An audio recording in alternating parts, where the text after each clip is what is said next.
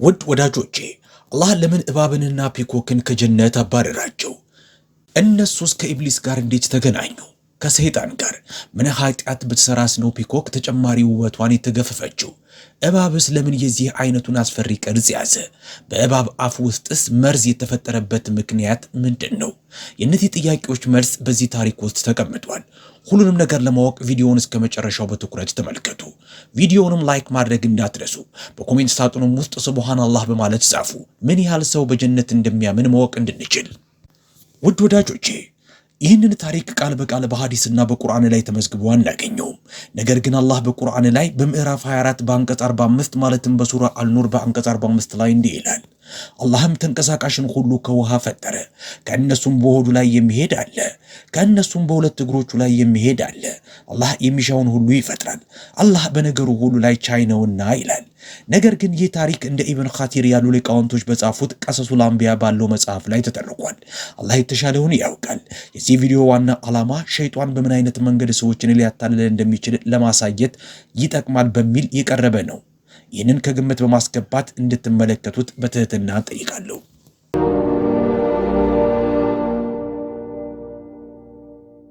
አሰላሙ አለይኩም ውድ የተከበራችሁ ተመልካቾቻችን፣ ሁላችሁም እንደምታውቁት ፒኮክ እጅግ በጣም ቆንጆ ፍጥረት ናት። ልበ ደንዳና የሆነ ሰው እንኳ ውበቷን አይቶ ይማረካል። በውበቷ የማይማረክ ማንም የለም። ነገር ግን አስታውሱ፣ በዚህ ዓለም ላይ የምታዩት የፒኮክ ውበት በገነት ትኖር በነበረ ጊዜ ከነበራት ውበት አንጻር እዚህ ግባ የሚባል አይደለም። ኃያሉ አላህ ነቢዩ አደም ዓለይሂ ሰላምን ከሸክላ ሲፈጥር መላኢካዎቹን ሁሉ በአደም ፊት እንዲሰግዱ አዘዛቸው። ከእነርሱ መሃል ኢብሊስም ነበረበት። ኢብሊስም እንዲሰግድ ታዞ ነበረ። መላኢካዎቹ ሁሉ እሺ ብለው ሰገዱ። ነገር ግን ኢብሊስ በእብሪትና በኩራት ተነሳስቶ አሻፈረኝ አለ። አልታዘዝም በማለቱ የተነሳ አላህ ተቆጣበት፣ እናም ረገመው። ከዛ ቅጽበት አንስቶም በነቢዩ አደም ዓለይሂ ሰላም ላይ በቀሉን ለመወጣት ያለው የጋለ ፍላጎት በኢብሊስ ልብ ውስጥ ተቀጣጠለ። የመጀመሪያውን ስግደት ካደረጉ በኋላ መላኢካዎቹ ራሳቸውን ቀና ሲያደርጉ የኢብሊስን አሳዛኝ ሁኔታ ተመልክተው ተገረሙ። በክብርና በትህትና ሁለተኛውን ስግደታቸውን ፈጸሙ። አላህ አደም ዓለይሂ ሰላምና እናታችን ሐዋ ዓለይሃ ሰላም ፍጹም በሆነ ሰላምና ደስታ በሚኖሩበት በጀነት አኖራቸው።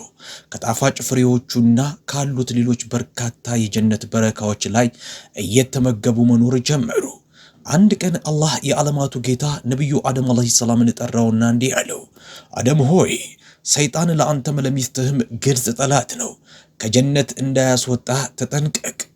በዚህም አላህ በግልጽ በሰይጣን ተንኮል ውስጥ እንዳይወድቁ አስጠንቅቋቸዋል። አላህ እርሱንም ሚስቱንም በደንብ አስጠንቅቋል። አላህ ኢብሊስን የተረገመ ብሎ ሲያውጅ ወዲያውኑ ከጀነት ተባረረ። የጀነት በርም ለዘላለሙ ተዘጋበት። ነገር ግን ኢብሊስ ከሩቅ ሆኖ ጀነትን ይመለከት ነበረ። በነቢዩ አደም ዓለይሂ ሰላም ላይ የሚያደርሰውን በቀል በልቡ ያውጠነጠነ። የጀነት በሮች ሁሉ ሲዘጉበት ኢብሊስ በአንዱ በር ላይ ሆኖ ውሎ አድሮ የሆነ ነገር ከዛ ይወጣል በሚል ተስፋ 300 ዓመታትን ያህል ጠበቀ።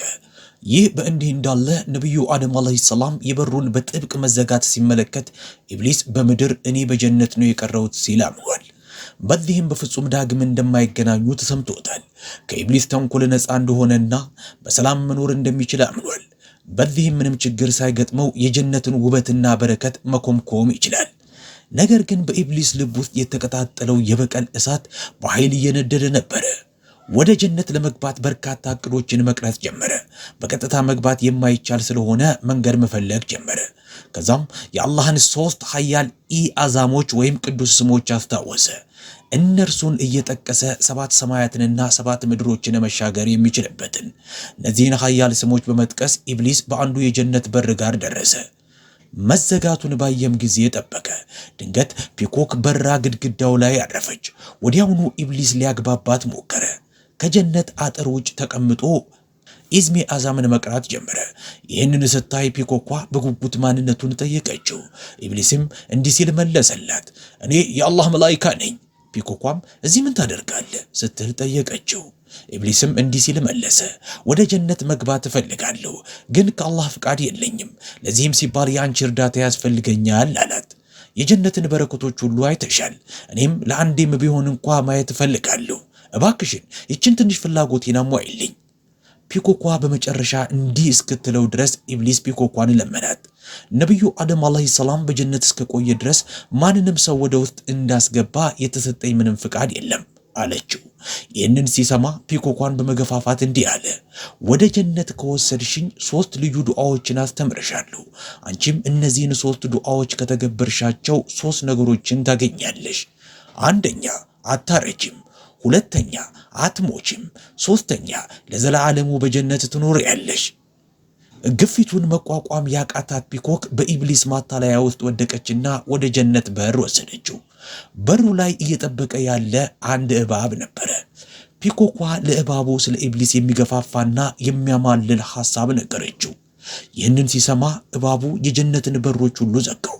ከዛም ስለ ማንነቱና ስለመጣበት ዓላማው ለመጠየቅ ወደ ኢብሊስ ዘንድ ጭንቅላቱን አውጥቶ ተመለከተው።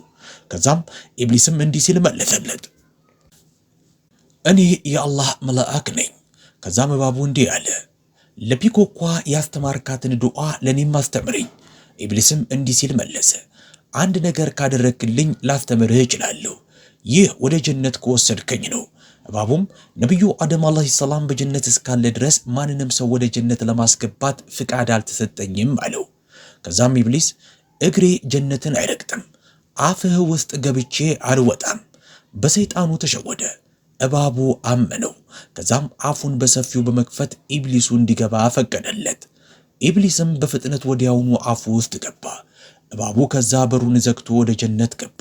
በአፉ ውስጥ ኢብሊስን ደብቆ አንዴ ወደ ውስጥ እንደገባ ኢብሊስ ለእባቡ እንዲህ አለው፣ አላህ ነቢዩ አደም አለይሂ ሰላም እንዳይበላ ከከለከለው ዛፍ ጋር ውሰደኝ አለው።